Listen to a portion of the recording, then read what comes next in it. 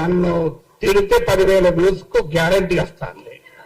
అది ఉపాధి హామీ పథకం అయిపోయింది. ఏం చేయాలి మీరు గమనించాలి. నేను మాట్లాడిన వెంటనే నన్ను మెచ్చుకుంటూ పెట్టినా నన్ను తిట్టుకుంటూ పెట్టినా 10,000 వ్యూస్ కంపల్సరీ, 110%. అది అలా అష్యూర్డ్ స్కీమ్ అయ్యాను.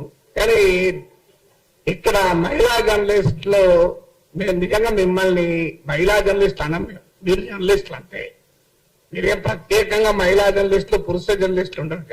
జర్నలిజం అయితే మా మీద దాడిని భరించగలుగుతాం, మీ మీద దాడిని మేమే భరించలేము. అందులో మీరు భరించి ఇంత ధైర్యంగా మాట్లాడుతున్నారంటే మొదటి విజయం మనం సాధించినట్లే. ఎందుకని వాడు ట్రోలింగ్ చేస్తున్నాడు? ఒక తులసి, ఒక వనజ, ఒక విప్లవశ్రీ, ఒక ఆస్తా, ఒక శ్రీనిధి ఇక మాట్లాడొద్దు అనేది వాడి ఉద్దేశం. మేము బహిరంగ నటిక బిగ్గర మాట్లాడతాం, ఏం చేసుకుంటే చేసుకోపోన్నాం. సో ఇది మొదటి విజయం. ఇప్పుడు మనం చర్చించాల్సింది what is to be done. ఏం చేయాలంటే ఇంకా బిగ్గరగా మాట్లాడాలి. ఇది మొదటిది. ఎంత బిగ్గరగా మాట్లాడాలి? వాడు నిలబడేలా మాట్లాడాలి. ఎంతకాలం మాట్లాడుతుంటా ట్రోలింగ్ చేస్తాడు, ఎప్పుడో సార్ ఓపిక నశిస్తాడు కదా. ఫార్చునేట్లీ మనలాంటి వాళ్ళు పెరుగుతున్న కొద్దీ వాడికి టైం కూడా సరిపోదు, డిస్ట్రిబ్యూట్ అవుతుంది. క్షేత్రగణితం, మెన్సురేషన్. నలుగురు ఉన్నప్పుడు వాళ్ళందరూ నలుగురు మీద పడతారు. 40 మంది అయితే 40 మంది మీద పడతారు. 400 అయ్యారనుకోండి, మనం డిస్ట్రిబ్యూట్ అయిపోయి మన మీద ఆడు తగ్గుతుంది. అందువల్ల మనం మరింత ఎక్కువ మందిని సృష్టించే పని మనం చేయాలి. అందుకు మీరు నిజంగా మిమ్మల్ని అభినందిస్తున్నాం. ఎందుకంటే మీరు ధైర్యంగా ఉండడం. డిఆర్ మన్కేకర్ అనే గొప్ప సంపాదకుడు నో మై సన్ నెవర్ అని జర్నలిజంలోకి వచ్చే కొడుకును ఉద్దేశించి ఆ రోజుల్లో బుక్ రాశాడు. కానీ ఆ రోజుల్లో జర్నలిస్టుల స్థితిగతుల గురించి ఆలోచించి రాశాడు, ఈ ట్రోలింగ్ కాదు. సో ఈ రోజు ట్రోలింగ్ చూసి కూడా నో మై డాటర్ నెవర్ అనే దశ వచ్చింది. ఎస్ మై సిస్టర్ ఆల్వేస్ అని చెప్పాలి. అలా మనము వందలాది మంది జర్నలిస్టులను తయారు చేయడం వల్ల ట్రోలింగ్ ను ఆపడం కాదు, ట్రోలింగ్ విల్ బికమ్ కాస్ట్లీ. ఎందుకంటే మనం 500 మంది ట్రోల్ చేయాలని వాడు ఎక్కువ మంది పెట్టుకోవాలి. దీన్నే ఇప్పుడు అసిమెట్రిక్ వార్ఫేర్ అంటారు. ఇరాన్ వాడు సాధించింది అదే కదా. They have to impose cost on them. వాడి ఖర్చు పెరగాలి, వాడి పని పెరగాలి, అప్పుడు వాడు ఎక్కడో కానీ ఆగుతాడు. సో అందువల్ల మనం ఎక్కువ మంది జర్నలిస్టులను సృష్టించడం రెండవ పని కావాలి.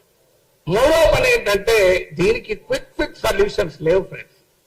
నా రిక్వెస్ట్ ఏంటంటే ఇక్కడ ఉన్న చాలా మంది పెద్దలు ఉన్నారు, రామచంద్రమూర్తి గారు, శ్రీనివాస్ గారు, నారాయణ గారు, మీరు ఒక ఇనిషియేటివ్ తీసుకోవాలని నా విజ్ఞప్తి.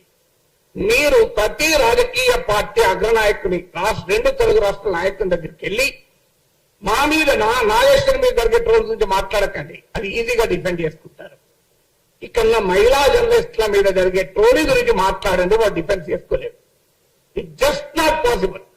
ఇప్పుడు ఇక్కడ వాళ్ళ మీద జరిగిన దాడిని వాడు సభ్య సమాజం ఎవడు డిఫెండ్ చేసుకోలేడు. సో అందువల్ల నాగేశ్వరం మీద జరిగే దాడి గురించి అసలే మాట్లాడకండి, వాడు డిఫెండ్ చేసుకుంటాడు. సో అందువల్ల మహిళా జర్నలిస్టుల పైన దాడిని ఇలాంటి పోస్టర్లు తీసుకెళ్లి చూపెట్టి ఇది మీ వాళ్ళు చేస్తున్నారు, ఇలా నేను కొన్ని తీసుకెళ్లి పంపించాను. అప్పుడు వాళ్ళు ఏమన్నారంటే సార్ మా పార్టీ వాళ్ళు కాదు, మా పార్టీ మీద వ్యతిరేకత రావడానికి మా ప్రత్యర్థులే మీతో ఇలా ఎలాక్ట్ చేస్తున్నామని చెప్పారు. అది కూడా జరుగుతుంది వాస్తవం, కొంత లేదని కాదు, అదో 10% ఉంటుంది. సో అందువల్ల అన్ని రాజకీయ పార్టీలు, 2 తెలుగు రాష్ట్రాల్లో ఉన్న రాజకీయ పార్టీల నాయకులు, తెలంగాణ వాళ్ళు, ఆంధ్రప్రదేశ్ నాయకులు కూడా హైదరాబాద్ లో ఉంటారు వీకెండ్ కనుక కలవడం కూడా సులభమే. అందరినీ కలిసి ఇంకో ఉమెన్ జర్నలిస్టుల పైన ఇలా ట్రోల్ చేస్తున్నారు. ఇది శాంపుల్ మాత్రమే, మీరేమంటారు అని అడగాలి. ఇది మొదటిగా మనము చేయాల్సిన మొదటి పని. ఇది అన్ని పార్టీలు తరతమ తేడాలు లేకుండా అన్ని రాజకీయ పార్టీలను కలవాలి. ఆ తర్వాత ఏం చేయాలి? 4వ సొల్యూషన్, ఇలాంటి ఒక రౌండ్ టేబుల్ పెట్టి అన్ని పార్టీల నాయకులను పిలిచి వాళ్ళ ముందర చర్చ పెట్టాలి. సో వాళ్ళు ఎంత లోపల ఈ పని చేయించినా బయట వచ్చి సమర్థించుకోరు, ఇంపాసిబుల్. ఇంకా మన సమాజం అంతా అనాగరికంగా కాలే, ఇంకో 10 ఏళ్ళు పడుతుంది. ఇలాంటి వ్యవస్థ ఇట్లే కొనసాగుతూ 10 ఏళ్ల తర్వాత బహిరంగ కూడా సమర్థించుకుంటారు. మీరు కనుక రాజకీయ పార్టీల ప్రతినిధులను పిలిచి కూర్చుండబెట్టి ఇందులో ఇప్పుడు కొంతమంది కేస్ స్టడీ చెప్పారు, అస్నా, విప్లవశ్రీ, వీళ్ళ కేస్ స్టడీస్ ముందు పెట్టాలి. మీరు ఏమంటారు చెప్పండి. So what will you do? మీరు ఆన్సర్ చెప్పండి అని చెప్పి ఆ రాజకీయ పార్టీలను పబ్లిక్ గా నిలదీయాలి. ఎందుకంటే ఇది ట్రోలింగ్ అనేది రెండు అనేక లేయర్స్ లో జరుగుతుంది. ఒక అతిపెద్ద లేయర్ పొలిటికల్ పార్టీల ట్రోల్ ఫ్యాక్టరీనే. దాన్ని మనం ఈజీగా ఎదుర్కోవచ్చు. వాడు వాళ్ళకి పోయే కాలం దాపురించింది కనుకనే మహిళలతో పెట్టుకున్నారు. పురుషులతో పెట్టుకుంటే వాడు ఎక్కువ విజయం సస్టైన్ చేయగలడు, మహిళలతో పెట్టుకుంటే సస్టైన్ చేయలేడు. ఎందుకంటే ఇప్పటికీ మన సమాజంలో ఎక్కడో ఒక చోట మహిళను అనాలి అంటే, ఉమెన్ అనాలంటే మొహమాట అడ్డం వస్తుంది. బహిరంగంగా అనాలి. అనానిమస్ గా ఉన్నప్పుడు ఏమన్నా మాట్లాడతాడు, వాడు ప్యాట్రియార్కీ అంటే అప్పుడే బయటపడుతుంది. కానీ పబ్లిక్ గా ఉన్నప్పుడు బయటపడాలంటే కష్టపడతాయి. ప్రైవేట్ గా ఉన్నప్పుడు వాడి ప్యాట్రియార్కీ బయటపడుతుంది, వాడి కుల పిచ్చి బయటపడుతుంది, అన్ని బయటపడుతుంది. కానీ పబ్లిక్ గా ఉన్నప్పుడు అవన్నీ దాచుకొని నటిస్తాడు కనుక ఆ నట సార్వభౌములుగా అవతారం ఎత్తిన సమయంలో వాళ్ళు నిలదీయాలి. మీరు ఏం చెప్తారు చెప్పండి, ఇదో ఇలా ట్రోల్ చేస్తున్నారు. అది నెక్స్ట్. తర్వాత లీగల్ బ్యాటిల్ నాకు పెద్దగా నమ్మకం లేదు. ఎందుకంటే నేను 2023లో కేసు పెట్టాను. ఇప్పటికీ కేసు ఏమీ కాలేదు. నా సమయం వృధా అవుతాను. అందువల్ల ఆ కేసుల వల్ల ఏమీ ప్రయోజనం లేదు. నేను పోతే ఏమన్నారు కదా, ముఖ్యమంత్రి పైన ట్రోలింగ్ ఉండదు సార్, మిమ్మల్ని ఏం చెప్తాను. సో అందువల్ల ఐ హావ్ నో బిలీఫ్. చెయ్యొద్దని అంటలేడు, కానీ ఐ హావ్ నో బిలీఫ్. ఇంకోటి చెప్తాను. ఈ మధ్య నా గురించి 2 టీవీ ఛానల్ పెద్ద డిబేట్లు పెట్టి, సో ఆన్లైన్ లో సోషల్ మీడియాలో ఎంత బూతులు తిరుగుతారో టీవీలో బూతులు తిట్టారు. ఇంకా దాన్ని 2 టీవీ ఛానళ్లు, ఒక టీవీ ఛానల్లో యాంకర్ ఆపాడు, ఇంకో టీవీ ఛానల్ యాంకర్ ప్రోత్సహించాడు. ఆ టీవీ ఛానల్ యజమానికి నేను ఫోన్ చేసింది. ఎందుకంటే ఈ మధ్య నా మీద 20 నిమిషాలు మాట్లాడాడు. 20 నిమిషాలు ఆయన పాపులర్ కామెంటరీలో నా గురించే మాట్లాడాడు, దేశంలో ఏ సమస్య లేనట్టు. నేను ఫోన్ చేసి అడిగాను, నువ్వు అద్భుతంగా విశ్లేషణ చేశావు, కానీ ఒక్క మాట అయినా ఇంత నీచంగా నాగేశ్వరరావు తప్పని అనే ధైర్యం ఎందుకు చేయలేకపోయావు అన్నా. పోనీ నీవు కేసులు పెట్టినందుకు రైట్ అని చెప్పుకునే ధైర్యం ఎందుకు చేయలేకపోయావు చెప్పండి అన్నా. తప్ప నువ్వు అన్నందుకు ధైర్యం చేయాలి, పోనీ రైట్ అన్నందుకు ధైర్యం చేయాలి, నాకు అభ్యంతరం లేదు. అంటే ఆ కేసులతో ఏమవుతుంది, నా మీద కూడా ట్రోలింగ్ జరుగుతుంది అంటాడు. సో అందువల్ల దయచేసి ఇక్కడ ఉన్న జర్నలిజం పెద్దలకు నా విజ్ఞప్తి ఏంటంటే, ఇది ఆన్లైన్ మీడియా కాదు, మెయిన్ స్ట్రీమ్ మీడియాలో కూడా అతి నీచంగా నా పైన 1 hour డిబేట్ పెట్టి చర్చించారు. ఓకే, నీ ఇమాజిన్ మెయిన్ స్ట్రీమ్ డిబేట్ లో నీచాతురీతగా వ్యక్తిగతంగా మాట్లాడారు, కానీ దాన్ని ప్రోత్సహించినారు ఆ టీవీ ఛానల్స్. సో ఈ దూరం నాతో మొదలైంది. మీరు చూడండి, భవిష్యత్తులో ఈ టీవీ ఛానళ్లు కూడా ఆ ట్రోల్ ఆర్మీల ఎక్స్టెన్షన్లే. మనందరికీ తెలుసు ఈ ట్రోల్ ఆర్మీలను ఏ రాజకీయ పార్టీలు పోషిస్తున్నాయో ఆ టీవీ ఛానళ్లను కూడా అవే రాజకీయ పార్టీలు పోషిస్తుంది. ఇందులో అనుమానం లేదు. అందువల్ల వాళ్ళు కూడా అదే పని చేస్తున్నారు. అందువల్ల వారి యాజమాన్యాలపైన కూడా ఒత్తిడి తేవాలి. డిబేట్ పెట్టండి, ఎవరన్నా మేమన్న మాటలు ఖండిస్తున్నది ఇది ఎంతన్నో డిబేట్ పెట్టండి. కానీ మీకు ఎవరిచ్చారు అధికారం నీచంగా వ్యక్తిగతంగా మాట్లాడటానికి? కనీసం ఆ డీసెన్సీ అన్న టీవీ ఛానల్ పాటించాలి కదా, అట్లీస్ట్ మెయిన్ స్ట్రీమ్ మీడియా అన్న పాటించాలి కదా. పోనీ ఆన్లైన్ అంటే అనానిమస్, వాడు ఎవరో తెలియదు, కానీ టీవీ ఛానల్ తెలుసు కదా మనకు.